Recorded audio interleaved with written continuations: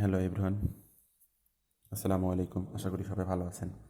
আজকে আমরা আলোচনা করব একাদশ ও দ্বাদশ ও এইচএসসি স্টুডেন্টদের জন্য আইসিটি তথ্য ও যোগাযোগ প্রযুক্তি, যার তৃতীয় অধ্যায় আলোচনা করব। তৃতীয় অধ্যায়ের প্রথম অংশ সংখ্যা পদ্ধতি নিয়ে আমরা আজকে আলোচনা করব। আমি গত একটি ভিডিওতে সংখ্যা পদ্ধতির ধারণাটি নিয়ে আলোচনা করেছিলাম। আজকে আমরা সংখ্যা পদ্ধতির সেই ধারণার পরবর্তী ভিডিওগুলো আমরা ক্লাস দেখব। আমরা জানি যে সংখ্যা পদ্ধতি, আমরা দুইটা সংখ্যা পদ্ধতি নিয়ে ধারণা করেছিলাম। একটা হচ্ছে পজিশনাল সংখ্যা পদ্ধতি আর একটা হচ্ছে নন পজিশনাল সংখ্যা পদ্ধতি। এখন পজিশনাল সংখ্যা পদ্ধতি আমরা জানতাম যে চার ধরনের। পজিশনাল সংখ্যা পদ্ধতি চার ধরনের। চার ধরনের সংখ্যা পদ্ধতি আমরা জানতাম যে পজিশনাল সংখ্যা পদ্ধতি। তাহলে এখানে আমরা জানি যে দশমিক, বাইনারি, অক্টাল এবং হেক্সাডেসিমাল, এই চারটা হচ্ছে পজিশনাল সংখ্যা পদ্ধতি। আসলে দশমিকে দেখেন, আমরা জানি যে দশমিকে বেস বা ভিত্তি 10। কেন? কারণ এখানে দশমিকের মৌলিক বা সংখ্যা ব্যবহার করা হয় 10টি, যেমন 0 থেকে 9 পর্যন্ত। তাহলে এখানে যেহেতু 10টি সংখ্যা রয়েছে, এজন্য দশমিকের বেস বা ভিত্তি হচ্ছে কত? 10। আবার বাইনারিতে দেখা যায়, এভাবে আমরা যদি কোনো একটা সংখ্যাকে লিখতে পারি যে 2, 3, 4, তাহলে তার এখানে যদি 10 চিহ্ন দেওয়া থাকে, আমরা বলতে পারবো এটা হচ্ছে দশমিক সংখ্যা পদ্ধতি। তারপর বাইনারিতে আমরা জানি, বাইনারিতে 2টি ডিজিট ব্যবহার করা হয়, যা হচ্ছে কম্পিউটারের ভাষা বলা হয়। বাইনারিকে কম্পিউটারের ভাষা বলা হয়, কম্পিউটার বাইনারি ভাষায় কাজ করে। বাইনারিতে আমরা জানি 0 এবং 1, এই 2টি ডিজিট ব্যবহার করা হয়। এই জন্য বাইনারিকে বলা হয় দ্বিমাত্রিক সংখ্যা পদ্ধতি। দ্বিমাত্রিক সংখ্যা পদ্ধতি অথবা একে বলা হয় বিট সংখ্যা পদ্ধতি। যেহেতু 2টা ব্যবহার করা হয়, আমরা জানি যে 8 বিট ইকুয়াল টু 1 বাইট। আচ্ছা, এবার আমরা জানি বাইনারি কাজ করে কীভাবে। বাইনারি জানি 0 এবং অনের মাধ্যমে কাজ করে। 0 হচ্ছে আমরা বোঝাই অফ, এবং অন হচ্ছে আমরা বোঝাই অন। কোনো একটা সুইচের মাধ্যমে, যেমন অন এবং অফের সুইচের মাধ্যমে মতো কাজ করে। এটা থেকে একটা ভোল্টেজ আছে, যেমন 0 থেকে প্লাস 0.8 ভোল্টেজ পর্যন্ত হচ্ছে 0, এবং +2 থেকে +5 ভোল্টেজ পর্যন্ত হচ্ছে 1 বা 1 বোঝানো হয়েছে। আবার বৈদ্যুতিক ক্ষেত্রে ব্যবহার ক্ষেত্রে এটার জন্য আমরা জানি 0কে ধরা হয় 0ই, আবার +5কে ধরা হয় 1। এবার আমরা চলে যাব অক্টাল, যা আধুনিক কম্পিউটারের ভাষা বলা হয়, আধুনিক কম্পিউটারে ব্যবহার করা হয় বেশি। আচ্ছা, তা আমরা জানি অক্টালটা কি। অক্টালে হচ্ছে তার বেস বা ভিত্তি 8, কারণ এখানে 0, 1, 2, 3, 4, 5, 6, 7, মানে টোটাল 8টি সংখ্যা ব্যবহৃত হয়েছে, এজন্য এর বেস বা ভিত্তি হচ্ছে 8। এবার আমরা জানি হেক্সাডেসিমাল। হেক্সাডেসিমাল হচ্ছে, হেক্সা অর্থ 6, ডেসিমাল অর্থ হচ্ছে 10। তাহলে আমরা জানি, বা দশমিক এবং আরও 6টি, যার দশমিকের অঙ্ক ছিল 0 থেকে 9 পর্যন্ত। 0 থেকে 9 পর্যন্ত নিলাম, তারপরে আবার 6টি কিনেছি, আলফাবেটিক্যাল নিয়েছি, ABCDEF। তাহলে এই টোটাল হয়ে গেল হেক্সাডেসিমাল। যেহেতু 16টা সংখ্যার সমন্বয় হেক্সাডেসিমাল গঠিত, এজন্য এর বেস বা ভিত্তি হচ্ছে কত? 16।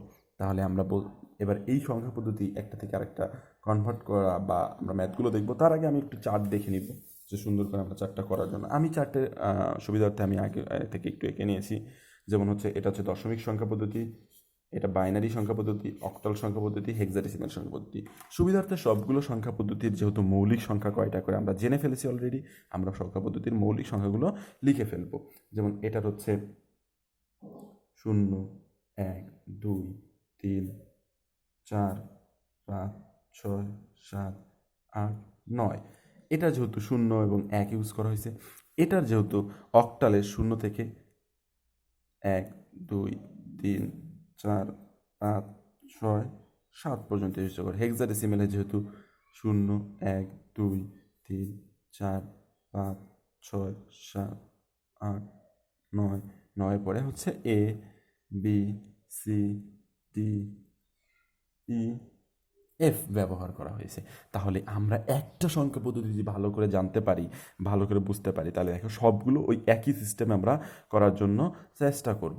তাহলে আমি প্রথমে, যেহেতু সহজ, সবাই আমরা ইউজ করি, যে দশমিক সংখ্যা পদ্ধতি, সেটা আমরা নিয়ে আলোচনা করি। দশমিক সংখ্যা পদ্ধতি আসলে কীভাবে লেখা হয়, 9-এর পরে আমরা কীভাবে লিখব। আমরা জানি কি, যে আমরা সবগুলো সংখ্যার একই রুলস, দ্বিতীয় সংখ্যাটা নেব। যে প্রথম সংখ্যা যেহেতু শূন্যর ভ্যালু নেই, এজন্য আমরা দ্বিতীয় সংখ্যা থেকে নিব। দ্বিতীয় সংখ্যা নেওয়ার পর আমরা ক্রমান্বয়ে সবগুলো সংখ্যা আবার নিব তারপরে। তাহলে দ্বিতীয় সংখ্যাটা ছিল হচ্ছে কি 1, 1 পরে ক্রমান্বয়ে সবগুলো আপনি নিতে থাকেন। 1-এর পরে 1 নিলাম, 1-এর পরে নিলাম 0, তারপর 1 নিলাম, তারপর নিলাম 1, তারপরে 1 নিলাম, তারপর 2, 1 নিলাম, তারপর 3, 1 নিলাম 4, 1 নিলাম 5, 1 নিলাম 6, 1 নিলাম 7, 1 নিলাম 8, 1 নিলাম 9। যখন 19 পর্যন্ত চলে গেল বা 19 পর্যন্ত চলে গেল, তখন আমাদের কাজ কি দেখেন, আবার আমরা দ্বিতীয় সংখ্যাটা নেওয়া শেষ, এবার তৃতীয় সংখ্যাটা নিব। তৃতীয় সংখ্যাটা নেওয়ার পরে ক্রমান্বয়ে আবার উপরের দিকে এগুলো সংখ্যাগুলো নিতে থাকবো। তাহলে 2-এর পরে আবার প্রথম সংখ্যা, 2-এর পরে তারপরে দ্বিতীয় সংখ্যা, তারপরে 2-এর পরে আমরা নিব হচ্ছে আবার ওই সংখ্যাটাই। এভাবে ক্রমান্বয়ে আমাদের চলতে থাকবে। এভাবে আমাদের ক্রমান্বয়ে কী করতে থাকবে, চলতে থাকবে যতক্ষণ পর্যন্ত আমাদের এই সংখ্যাটা না শেষ হবে, সম্পূর্ণ সংখ্যাটা নেওয়া, ততক্ষণ পর্যন্ত আমরা চলতে থাকবে। এভাবে আমরা অক্টালে যেতে পারি। যেমন অক্টালে ওই দ্বিতীয় সংখ্যাটা নিব, দ্বিতীয় সংখ্যাটা নেওয়ার পরে আবার প্রথম সংখ্যাটা, এভাবে ক্রমান্বয়ে সবগুলো সংখ্যা একদম 7 পর্যন্ত নিতে থাকবো। 1-এর পরে তারপর আবার 1, 1-এর পরে 2, 1-এর পরে 3, 1-এর পরে 4, 1-এর পরে 5, 1-এর পরে 6, 1-এর পরে 7। যখন তার মৌলিক সংখ্যাগুলো পর্যন্ত শেষ হয়ে গেল, এবার আবার নিচে নামবো। নিচে নেমে 2-এর পরে নিব হচ্ছে 0, তারপর 2-এর পরে 1, 2-এর পরে 3, 2-এর পরে 4, 2-এর পরে 5, 2-এর পরে 6, 2-এর পরে 7, 2-এর পরে 7 যখন আমাদের শেষ, আবার মৌলিক যখন সংখ্যাগুলো শেষ হয়ে গেল, আবার আমরা কি করব, আবার পরে নিচের সংখ্যাটাতে নামবো। নিচের সংখ্যাটা ছিল 3, 3-এর পরে আবার উপরের সংখ্যাটা 0, 3-এর পরে আবার 1, 3-এর পরে 2, এভাবে ক্রমান্বয়ে আমাদের চলতে থাকবে। আবার দেখেন এই হেক্সাডেসিমেল, সেমভাবে হেক্সাডেসিমেল আমরা করতে পারি। হেক্সাডেসিমেল কীভাবে করতে পারি, হেক্সাডেসিমেলের যেহেতু আমাদের এই যে আবার দ্বিতীয় সংখ্যাটা কত ছিল, দ্বিতীয় সংখ্যাটা ছিল হচ্ছে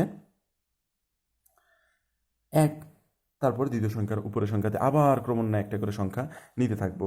তাহলে 1, 0, তারপরে 1-এর পরে 1, 1-এর পরে 2, 1-এর পরে 3, 1-এর পরে 4, 1-এর পরে 5, 1-এর পরে 6, 1-এর পরে 7, 1-এর পরে 8, 1-এর পরে 9।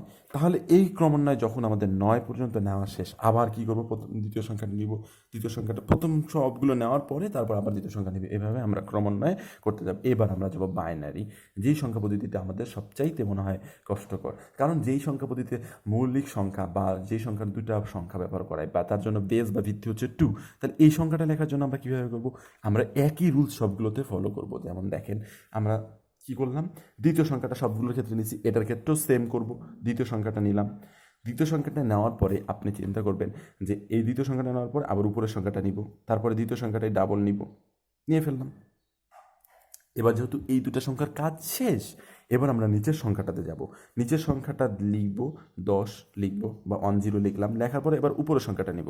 উপরের সংখ্যা ছিল কত, 0, তারপর আবার নিচের সংখ্যা লিখব 101 লিখে ফেললাম।